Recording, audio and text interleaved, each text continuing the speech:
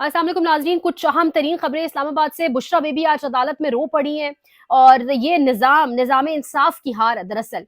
क्यों, क्या मामला हुआ, तमाम तर चीज़ें आपके सामने रखते हैं। इंतज़ार हुसैन पंजोता के हवाले से आज इस्लामाबाद के बॉस यानी इस्लामाबाद हाई कोर्ट का चीफ जस्टिस इस्लामाबाद का डेफिनिटली बॉस ही है। जैसे लाहौर हाई कोर्ट का चीफ जस्टिस पूरे लाहौर पूरे पंजाब का, उस तरीके से इस्लामाबाद हाई कोर्ट की चीफ जस्टिस जो है, उसको बड़ा कुछ पता होना चाहिए। वो एक उसकी रट होनी चाहिए फैसलों की, लेकिन वो तो खुद हमेशा एस्टैब्लिशमेंट की गोद में बैठे रहे। वो तो खुद काजी फारिसा पार्ट 2 हैं। उन्होंने आज एक बड़ा इंकशाफ किया, वो भी बताएंगे। तमाम तर मामला आपके सामने रखते हैं, लेकिन इस वक्त इस्लामाबाद के अंदर जो सिचुएशन है वो ये हो चुकी है कि 14 रोज अभी सिर्फ गुजरे हैं।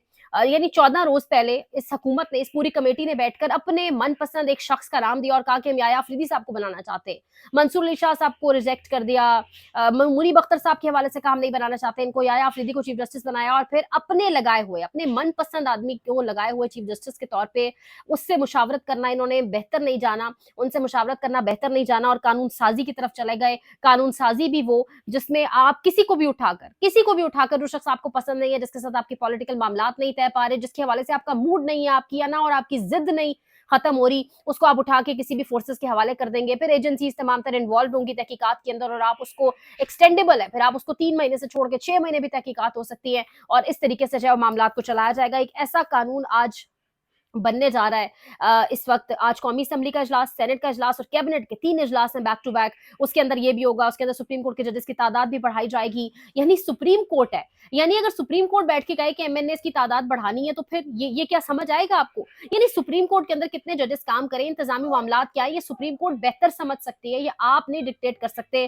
किस तरीके से इस मुल्क के अंदर निजाम इंसाफ बेहतर होगा जब सुप्रीम कोर्ट के अंदर एक सुप्रीम कोर्ट बनाई जा रही है और जब सुप्रीम कोर्ट को बाहर से बैठ के इस तरह कंट्रोल कर रही है बाकायदा तौर पर ताकतें, और ये तमाम तर इस वक्त एक माहौल बनाया जा रहा है। वैसे ही आज का दिन बड़ा अहम है क्योंकि कल के दिन सुप्रीम जुडिशल काउंसिल का इजलास जो तयन करेगा आईनी बेंच का सरबरा कौन होगा, 26वीं आईनी तरमीम का फ्यूचर क्या होगा, उस तमाम तर चीज को, तो तमाम तर चीज जो कल का दिन भी इंपॉर्टेंट था, लेकिन आज अभी एक बड़ा काम होने जा रहा है और इंतहाई गलीज मंसूबा ये जो 26वीं आईनी तरमीम के बाद एक और सामने आया है। इंसदाद दहशतगर्दी के जो एक्ट है, एंटी टेररिज्म एक्ट है, जो उसके अंदर जो है बाकायदा तौर पे 1977 वाला जो एक्ट है उसके अंदर बाकायदा तौर पे तरमीम की जा रही है। अब मैं आपको एक और चीज बताऊं, बुशरा बीबी आज अदालत में रो पड़ी हैं। बुशरा बीबी आज सेशन जज अफजल मजोका की अदालत में पहुंची और जब बुशरा बीबी वहां पर पहुंची तो उन्होंने स्ट्रेट अवे कहा, उन्होंने कहा जज साहब ये अदालतें इंसाफ के लिए नहीं है, मैं साल से ऊपर जेल में पड़ी रही, मेरा कोई गुनाह नहीं था। वो जो शख्स जेल में है क्या वो इंसान नहीं है? वो क्यों है जेल में, किस वजह से वो जेल में है? और उन्होंने उन्होंने बाकायदा तौर पे कहा, उन्होंने कहा क्या हमारे वकील और क्या ओवरऑल वकील ये वकला कोई इंसाफ नहीं करते, इस मुल्क में इंसाफ नहीं है। उन्होंने यानी अपने वकीलों को भी आज खड़ा किया कटहरे में और बिल्कुल ठीक किया। ये तमाम तर वकील हुए जो अपनी मशहूरी, जो यूट्यूब चैनल्स, जो ट्विटर अकाउंट्स इसके ऊपर बात कर रहे हैं, लेकिन कितनी स्ट्रगल इन्होंने की अदालतों के अंदर। सिवाय, मैं तमाम वकीलों की बात नहीं करी पाकिस्तान तहरीक इंसाफ के, लेकिन सिवाय कुछ गिने चुने वकला को छोड़ के बाकी तमाम जो है वो पैसा लेकर, खून पसीने का पैसा पार्टी का या जो भी कोई पैसा दे रहा है वो लेकर सिर्फ अपनी पब्लिसिटी में मसरूफ है। तो आज बुशरा बीबी ने भी कहा कि तमाम तर वकील इस मुल्क में, उन्होंने बेसिकली कहा कि इस मुल्क में इंसाफ नहीं है, इन अदालतों के अंदर इंसाफ नहीं है, मैं इस अदालत में इंसाफ लेने नहीं आई, मेरा कंबल गाड़ी में पड़ा हुआ है, आप बेशक यहां से भी मेरी गिरफ्तारी के वारंट जारी करवा दे, मैं गिरफ्तार होकर दोबारा जेल जाने को तैयार हूं। ये इस मुल्क में अदालतों की स्टैंडिंग है, ये अदालतों पर एक बहुत बड़ा ठप्पा है, छाप है जो लग चुकी है। इससे पहले भी हम देखते रहे जुल्फिकार अली भुट्टो के दौर में जो हुआ, इसके अलावा भी अदालतें जिस तरीके से किरदार अदा करती रही। हमेशा कहा जाता है ना, अदालतों से हमारे वजीर आजम को घर भेजा गया है, पीपल्स पार्टी कहती है हमारे वजीर आजम को अदालत से घर भेजा गया है, नून लीग कहती है हमारे वजीर आजम को अदालत से घर भेजा गया है, पीपल्स पार्टी तो कहती है कि हमारे वजीर आजम को अदालत से ही सजा दिलवाई गई, फांसी की। तो फिर इन अदालतों ने बाकायदा सहूलतकारी किसकी की? अब सोचे ये कि अगर अदालतें ये करती रही तो किसके कहने पर करती रही?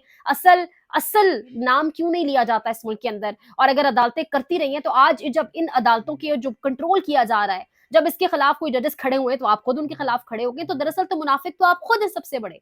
दरअसल तो सबसे बड़े मुनाफिक ये नून लीग और पीपल्स पार्टी खुद है, जो अदालतों का नाम तो लेते हैं, जो असल का नाम नहीं लेते। और फिर जब आज अदालतें खड़ी हुई, जब आज अदालतों के अंदर से 6 जजेस ने खत लिखा, तो इन्हीं जजेस के खिलाफ बाकायदा मुहिम शुरू हुई और जो जो कुछ किया गया हम सब कुछ जानते हैं। तो ये चेहरे नहीं भूलने, मेरी आप सबसे हर वीलॉग में मैं कोशिश करूंगी, रिक्वेस्ट करूंगी, ये चेहरे नहीं भूलने, ये घटिया नापाक अजाइम वाले चेहरे आपने नहीं भूलने, जो जिस तरीके से मुल्क के अंदर हशर निकाल कर फिर जिस तरीके से घूमने फिरने, सैर सपाटे करने, इलाज मुआवजा के लिए, डीलों के लिए, अपने मामला तय करने के लिए फिर बाहर चले जाते हैं।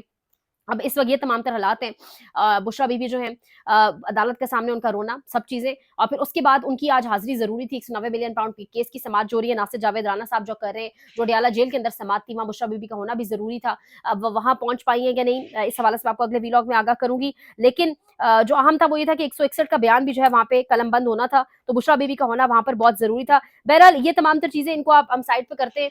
आज जो हुआ है आमिर फारूक साहब की अदालत के अंदर, वो मैं अब आपके सामने रखूँ।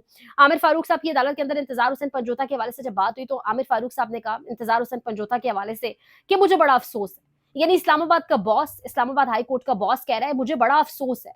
यानी किस चीज का अफसोस है आपको? आप बुलाएं। आप क्या एक बार भी, आम आदमी भी इस मुल्क के अंदर कह रहा है कि अटॉर्नी जनरल ने कहा था कि 24 घंटे के अंदर इंतजार हुसैन पंजोता रिकवर हो जाएंगे, तो अटॉर्नी जनरल को बुला के पूछे कि उन्हें कैसे पता था, और फिर 24 घंटे से 2-3 घंटे ऊपर हुए और इंतजार हुसैन पंजोता रिकवर हो गए, तो उनको बुलाकर तो पूछे।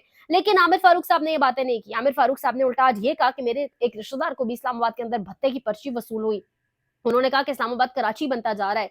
यानी आमिर फारूक के हाथ में कुछ नहीं था। उन्होंने दरअसल आज और ही कहानियां, अपने रिश्तेदार की कहानियां वहां पे शुरू कर दी। फिर जब शुएब शाहीन साहब ने कहा कि एजेंसियां इस मुल्क के अंदर मेरे जैसे दहशतगर्दों के पीछे पड़ी हुई हैं, जिसके ऊपर आमिर फारूक इस्लामाबाद के बॉस का ये जवाब था कि आप फिर दहशतगर्दी वाले काम ना करें। मैं यही कह सकता हूँ और क्या कह सकता हूँ। यानी ये इस टाइम अदालतों की लीगल स्टैंडिंग है।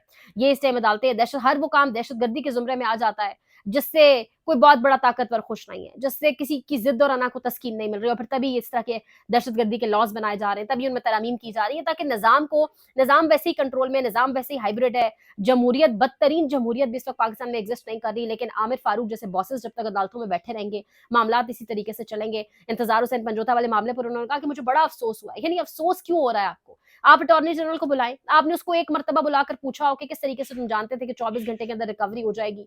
किस तरीके से आप इंतजार हुसैन पंजोता को बुलाएं। इस मुल्क के अंदर शहबाज गिल, इस मुल्क के अंदर इमरान रियाज खान, इस मुल्क के अंदर किस किस को नहीं उठा के बुरा हाल किया गया, लेकिन कभी अदालत ने बुलाकर किसी को नहीं पूछा कि भाई कौन लेके गया था, वो कौन लोग थे, वो मास्क पहनकर क्या कहते थे, किस तरह तशद्दुद किया जाता रहा, कभी बात नहीं हुई। बल्कि जिस डिजिटल मीडिया प्लेटफॉर्म ने इस हवाले से बात करने की कोशिश की, उनको भी बल्कि बैन किया गया, उनको भी बंद किया गया। इस तरीके से अदालतें मैनेज्ड है, इस तरीके से मामला को चलाया जा रहा है। और अब तो हुकूमत बामुकाबला जस्टिस याया अफरीदी अपना नामजद चीफ जस्टिस, अब तो खुद हुकूमत बाकायदा एग्जेक्टिव वर्सेस जुडिशरी इस टाइम नजर आ रहा है, क्योंकि कल का दिन बड़ा अहम इजलास है। और आज जिस तरह से हुकूमत ने 3 बड़े अहम तरीन काम, जिसमें सबसे इंपॉर्टेंट काम सुप्रीम कोर्ट के अंदर जजेस की तादाद बढ़ाना, मुशावरत करना जरूरी नहीं समझा मौजूदा चीफ जस्टिस से जो अपने लगाए हुए हैं, तो मुझे तो लगता है ये अनकरीब जजेस के साइड पे करके कोई अपने एमएनएस के ऊपर, या वो जो पीछे ताकतवर बैठे हैं, अपने लोगों को बिठाकर कोई बेंचेस बनाएंगे। क्योंकि जहां जहां इन्हें लगेगा कि जजेस बात नहीं मान रहे, वहां वहां ये बेंच तोड़ के, मतलब प्रैक्टिस एंड प्रोसीजर के ऊपर भी आज उसको बाकायदा उसका बिल पेश करने जा रहे हैं अदालत के अंदर। वो कमेटी इनको नहीं पसंद आई, उसको इन्होंने तोड़ दिया। 17 जजेस पे नहीं माने, 23 पे आ गए, 23 पे काम नहीं चला, 25 पे आ गए। पहले 2 को चीफ जस्टिस नहीं बनाया, या अफरीदी पे आ गई। नहीं, जहां जहां इनको सेटिस्फैक्शन नहीं होगी, ये वहां वहां मामला को इस तरीके से कंट्रोल करेंगे, और सबसे बड़ी अदालत को मुझे लगता है अब एक कठपुतली के तौर पर इस्तेमाल किया जाएगा। मजीद अपडेट्स इंशाल्लाह अगले व्लॉग में देंगे। लाइक, शेयर, सब्सक्राइब, अपना ख्याल रखें। अल्लाह के बाद।